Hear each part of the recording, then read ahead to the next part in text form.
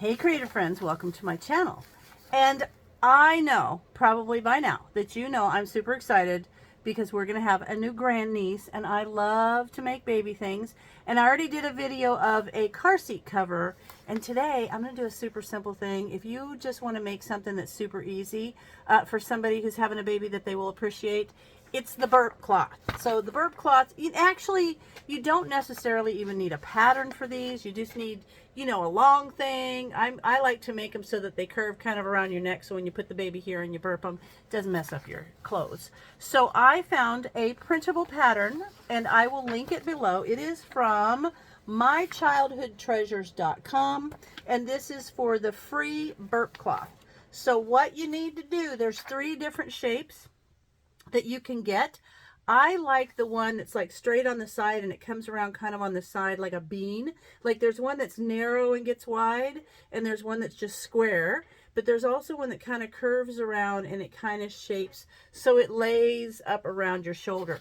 So that's the one I'm going to do. So I am going to cut those up. The one-sided contoured is on the blue dash line right here. There's a 2-sided contour, and that's where it comes in like an hourglass sort of. And then there's a rectangle, but I want the one-sided contour. So I am going to cut those out and then tape these together because it's going to be like that big, and that thing is going to set and it's going to be good. So I'm going to cut that out and I'm going to tape these together and come back with the full pattern. Okay, I've cut it out, and see, that's the shape so that when you put it up like this over your shoulder, it covers nice. So here's the thing. You can do several things with this. You can use just some flannel. You can make it 1 thick. You could make it triple thick.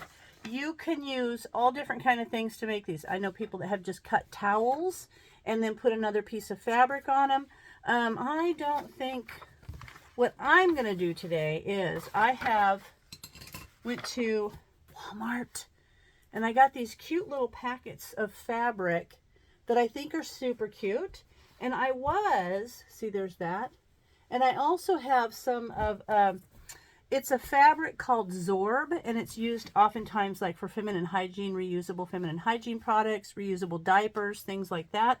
But I am going to use the regular terry cloth, just some terry cloth with this. So I'm going to have 3 layers because I'm also going to use a product called PUL, and I have this, and it's waterproof. And this I've used in reusable feminine hygiene products too. And I just happened, last time I bought it, all they had was pink, and it turns out perfect for me now. So basically I'm going to have a layer of the cotton fabric with the toweling in between and the PUL on the back. So this will go next to your skin. So if the baby spits up, it won't soak through. So now what I'm going to do is I'm going to go ahead and I'm going to cut one of these. So I need to cut one from fabric and one from toweling because this pattern just has toweling on it. But I want to have that extra protection from the PUL. So I'm going to cut the fabric, the toweling, and the PUL, and I'm going to cut it from each pattern of fabric that I have. So I'm going to do 1, 2, 3, 4 different ones. So I'm going to go ahead and cut those, and then I'll come back and show you where we're at. All right, I went ahead and I made the first 3, and so I can show you how to do the 4th one. But see how, now I put the PUL, which is the waterproof material, on the back. If you don't have that, it's not a big deal. You can just leave it with the terry cloth. But see, there's 3 that I've made. Nice little burp cloths. I'll show you. Hang on, let me put one on my shoulder so you can see how they fit. I like these because of how they're curved, and you can just put them right up there, and they're kind of go over the back. See there? And they fit nice up next to your neck, and you can snuggle your baby. So I'm going to bring it down and show you how you put the 3 pieces together. Okay, so I've got my terry cloth piece and I've got my PUL. If you're not using this, don't worry about it. If you're not using it, you're just going to take your fabric and your terry cloth and you're going to put them with the right side into the terry cloth. You're going to stitch it around. You're going to do the same stitching that I'm doing, but I have that extra layer. And so if you're doing something that's got one of those extra layers like that, and you have all 3 pieces coming together, and then you need to turn them right side out, there's a way to do it so that it doesn't get weird. Because if you do these like you think, oh, I've got all three of these to go together, so how are they going to lay together? When a lot of people would do this and then put one down, and when you turn it out, it's not going to be right. So what you do is you take, if you're using a third piece, you put that down, and then you put the other piece directly on top of it, face right sides together. Okay, now these aren't cut exactly the same, but I will fix that. Then you put your middle piece. So it's kind of weird. You got pieces 1 and 3 together and piece 2 there. Now all I'm going to do is I am going to take a marker, and this is a friction pin, and I'm just going to mark 2 spots there that I'm not going to sew, because that's where we're going to turn it right side out. And then I'm going to go around with my little clippies, and I'm going to clip this so that I can stitch. Now, once I get that all clipped, I'm going to go, oh, if I can, there we go. I'm going to go over and I'm going to stitch from that line.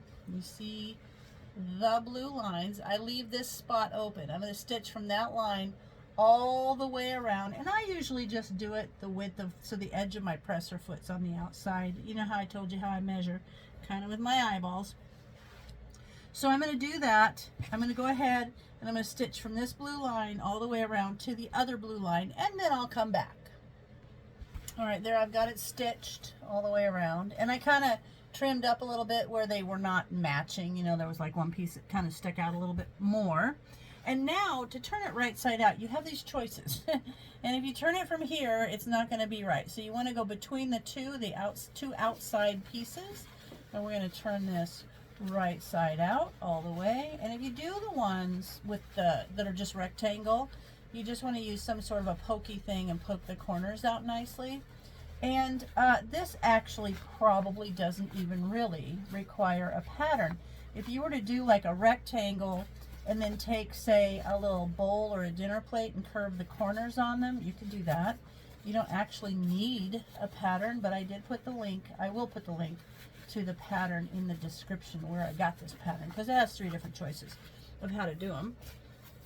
And so now I'm going to turn it right side out, and I'm going to push the edges all up nice, and I'm going to turn it around, and then all I'm going to do is a little top stitching. So this is a basic straight stitch. As a beginner sewer you could do it, as a seasoned sewer you could do it in minutes.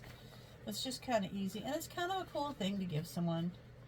So I'm going to got the car seat cover, got these. Now then the fun starts, where I do the little onesies, the hats, all the stuff. I love it.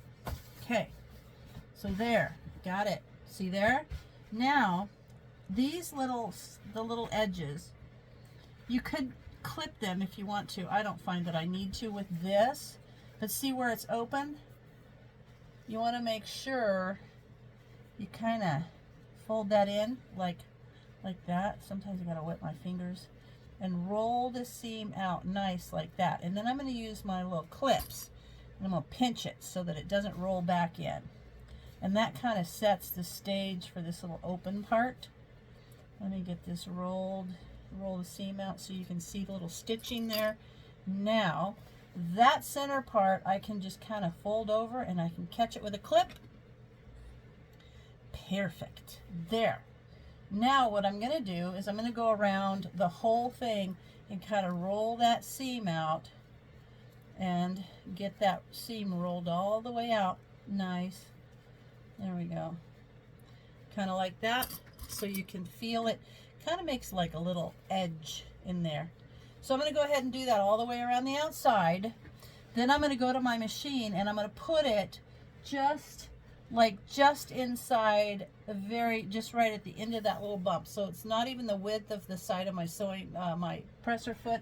Actually, on my presser foot, what I will do is I will line it up so that this little finger, it's just inside that little finger. So that's how far I'm going to do the stitching on that. Okay, normally I do it like that, but this is going to be in there because I want to catch that little bump. Okay, so I'm going to go do that, and then I will come back. All right, I finished it, and it turned out nice. And look at that. It's got the waterproof backing on it. And I think These are super, super easy, but super nice. People like them, and they're handy to have. And so what I'm going to do is I'm going to just set these up kind of cute so that I can tie a little bow around them. I want this one on top because I think it's the cutest one. And then I'm going to tie a little ribbon, and then I'm going to give these as a gift. Looky look. There we go. Isn't that cute? What a nice little gift. And these are super easy to make for beginners, super quick for seasoned sewers. And I think it's a nice thing to do when someone's having a baby, to think about something that you can make for them that they will like. So there you have it. Burp cloths for a new baby, and I am excited about it. And now I am going to get busy with sewing some other little girl clothes. So I hope you enjoyed seeing these, and if you make some, I'd love it if you went over to my Facebook group and posted pictures, because I love to see people being creative. So there you have it. As always, thanks for watching, and I'll see you in my next video.